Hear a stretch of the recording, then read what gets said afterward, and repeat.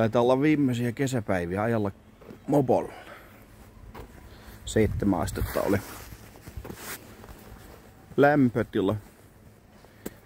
Ei paha vielä kun kuiva. Ähtärien eläinpuisto.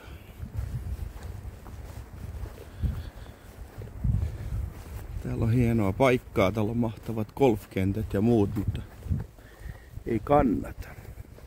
Konkurssihakemus vireillä.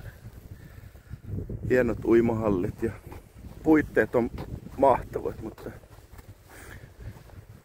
ihmiset ei liiku.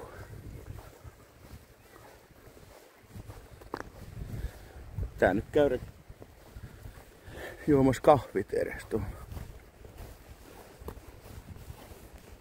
Saa konkurssipesälle jotakin muutaman pennos.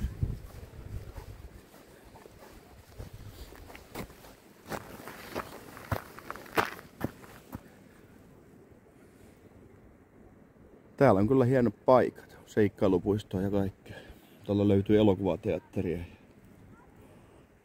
Onko se mainonnan puutetta vai mistä tällainen? Mitenkä tällainen saadaan loppumaan?